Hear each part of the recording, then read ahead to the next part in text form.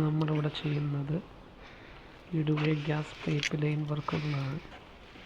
MS പൈപ്പുകളാണ് നമ്മളിവിടെ ഉപയോഗിക്കുന്നത്. അതിൽ ഗ്രീസ് ടേപ്പാണ് നമ്മൾ ചുറ്റിയിരിക്കുന്നത്.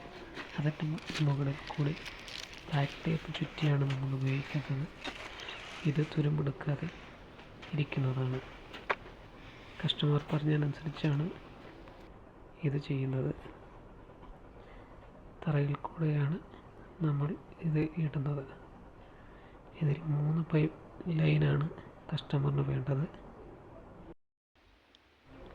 ഇവിടെ ആദ്യത്തെ ഒരു ലൈൻ കസ്റ്റമർ പറഞ്ഞനുസരിച്ച് ആദ്യത്തെ ഒരു ലൈനാണ് നമ്മൾ കൊടുത്തിരിക്കുന്നത്.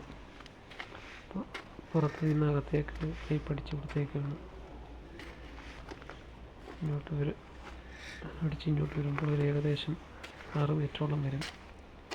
ഇവിടെ T8 പോളിലേക്ക് ഒരു 1.5 മീറ്റർ പൊക്കത്തിലാണ് നമ്മൾ കൊടുത്തിരിക്കുന്നത്. ഇവിടെ രണ്ടാമത്തെ പോയിൻ്റാണ് കസ്റ്റമർ അനുസരിച്ച് നമുക്ക് ചെയ്തിരിക്കുന്നത്. ഇവിടുന്ന് നേരെ വരുന്ന പൈപ്പ് ലൈൻ നേരെ വന്നു നമ്മൾ LPG ഗ്യാസ്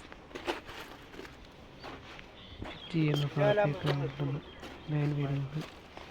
ഇതെല്ലാം നമ്മൾ റൈക്ടാണ് ടെക്നിക്ക് ആണ്.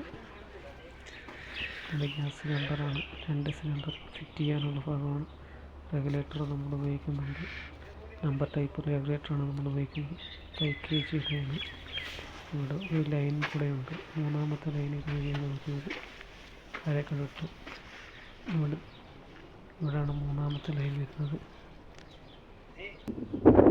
ഇതാണ് 1ാമത്തെ ലൈൻ.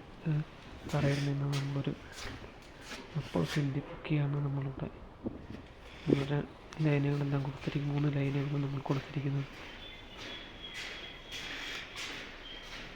ഇത് 3ാമത്തെ ലൈൻ.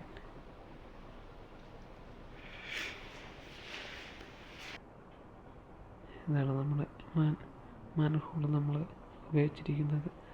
മാനുവലായിട്ട് നമ്മൾ തന്നെ പണിഞ്ഞെടുത്ത ഒരു മാൻഹോളാണ് നമ്മൾ ഉപയോഗിക്കുന്നത്.